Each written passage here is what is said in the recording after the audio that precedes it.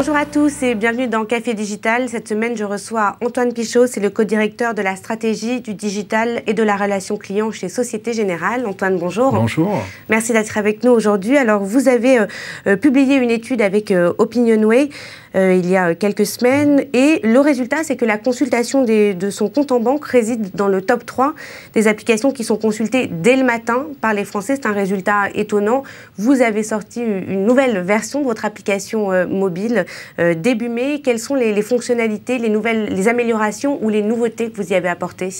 Alors, ce n'est pas un résultat si étonnant que ça, parce qu'on voit bien aussi dans cette enquête le souci des Français pour le suivi, surtout en ce moment, de leur compte en banque. Et on voit bien que l'appli est un outil merveilleux pour ça. Alors, et ça confirme, nous, le choix qu'on a fait très tôt d'investir dans une appli mobile dès 2010. Et là, comme vous venez de le dire, effectivement, on est très fiers de la nouvelle version qu'on a sortie. Alors, c'est une version qui amène beaucoup de nouveautés. À la fois, on n'a aussi pas voulu perdre nos clients. Donc, on retrouve les basiques et l'essentiel de ce qui a fait le succès de l'appli Société Générale. C'est d'abord un grand souci porté à l'expérience client, à l'ergonomie, à la fluidité du parcours. C'est aussi beaucoup de fonctionnalités avec ce choix du tout en un. Toutes les fonctionnalités facilement accessibles sur une seule appli. Et puis, c'est un grand souci de sécurité. Ça ne se voit pas quand on l'utilise, mais derrière, il y a beaucoup de technologies pour assurer la sécurité de nos clients dans l'utilisation de ce véhicule.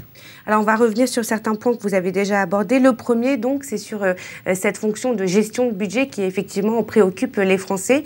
Comment ça marche très concrètement et quelle est l'évolution que vous y avez apportée ? Alors, la gestion de budget, c'est quelque chose qu'on a sorti en 2011, qu'on a réactualisé, qu'on a simplifié. La gestion de budget, c'est quoi ? C'est très simple, c'est qu'on préclasse, nous, les dépenses, les recettes de nos clients, et puis après, on leur donne la main pour préciser un peu plus finement les postes budgétaires, se faire des catégories, se faire des alertes sur certains postes, des alertes qu'après on va pouvoir leur pousser sur leur appli, et ainsi gérer au plus finement leur budget. Alors ça, c'est ceux qui sont utilisateurs à plein de cette gestion de budget. Pour les autres, un peu plus feignants ou un peu moins regardants, on leur propose des pré-rapports tout prêts, avec en grande masse où ils en sont de leurs dépenses. Et puis après, ça les entraîne à aller un petit peu plus loin et à analyser un peu plus finement nos comptes. En faisant ça, on fait ni plus ni moins que notre métier de base, le métier que fait un chargé de clientèle quand il rencontre son client et qu'il discute de son compte. Vous avez également mentionné le renforcement de la sécurité. Comment est-ce que, simplement évidemment, comment est-ce que vous garantissez justement à vos utilisateurs, à vos clients, la protection de leurs données ? Alors, il y a deux choses. Il y a la sécurité d'accès et la protection des données. La sécurité, c'est toute une somme. Il n'y a pas une formule, c'est toute une somme. Ça va de comment on sécurise le point d'entrée, l'accès au réseau Internet de la Société Générale, jusqu'au code qu'on demande aux clients quand ils s'authentifient, et puis des protocoles de sécurité un peu plus complexes qu'on met en œuvre au moment des opérations les plus sensibles, par exemple un virement, par exemple l'enrôlement d'un nouveau bénéficiaire de virement. Donc à chaque fois, on adapte la sécurité au type de transaction. Et puis notre challenge, c'est que cette sécurité, ce niveau de sécurité, n'aille pas contre la fluidité et la qualité d'usage. Parce que nos clients, ce qu'ils veulent, c'est que ce soit simple à utiliser. Après, la sécurité, ils nous disent, messieurs les banquiers, c'est votre sujet. Et en ce qui concerne donc la protection des données ? Et en ce qui concerne la protection des données, nous, on s'assure d'être... On est une banque, on est un coffre-fort de données. Là aussi, on fait référence à notre métier traditionnel. Les clients, quand ils nous confient quelque chose, leur information, elle est soumise au secret bancaire. Leurs données, elle est soumise au secret bancaire. Leur argent, il est sécurisé dans un coffre. Et en termes digital, je dirais, c'est ce même niveau de sécurité un peu plus virtuel qu'on essaye d'incarner via nos outils digitaux. Ça, c'est quelque chose sur lequel on ne peut pas transiger.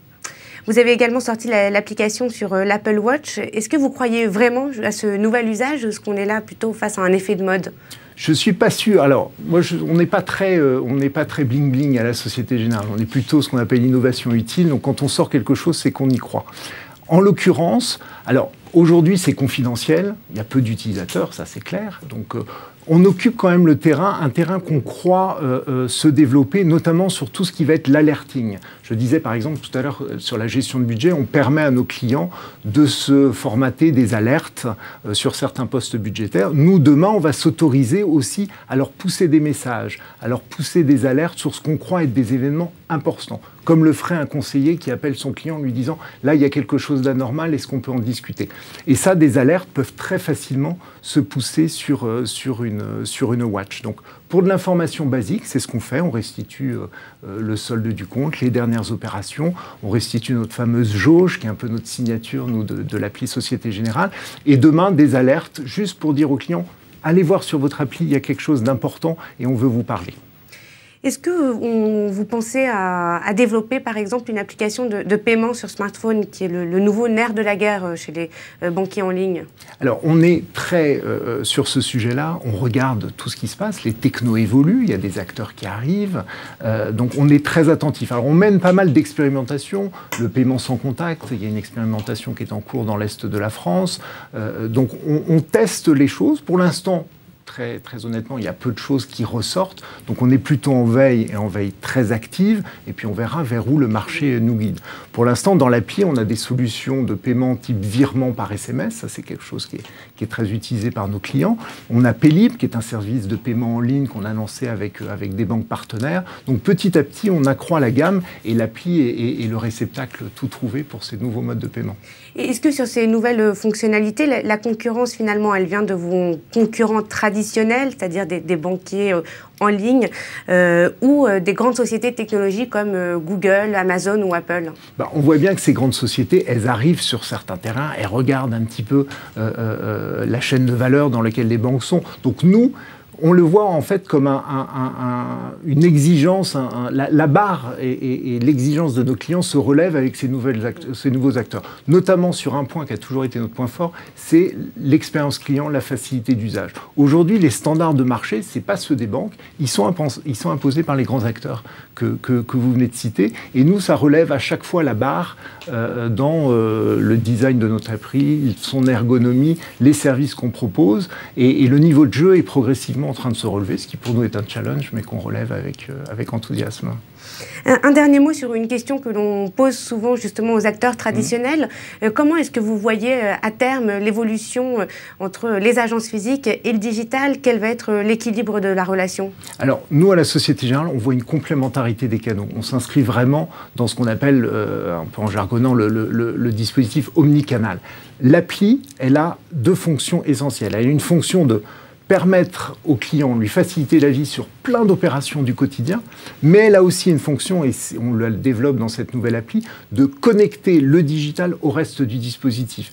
Rentrer facilement en contact avec un conseiller, son conseiller en agence, un conseiller en plateforme, faire en sorte que ces conseillers interviennent sur un parcours digital. C'est ça qui va être la force de notre modèle et qu'on va être les seuls à pouvoir offrir. J'aime pas trop le terme de banquier traditionnel parce que tout ça nous projette dans l'avenir. C'est comment, via le digital, qui est le terrain de jeu de nos clients aujourd'hui, comment ils vont pouvoir accéder à toute l'offre de la Société Générale et aux conseils apportés par des acteurs humains en plateforme, en agence. C'est ça notre défi et c'est dans cette direction qu'on s'oriente. Merci beaucoup Antoine Pichot. Merci pour votre accueil. Au revoir. Café Digital, c'est tout pour aujourd'hui. On se retrouve la semaine prochaine avec un nouvel invité.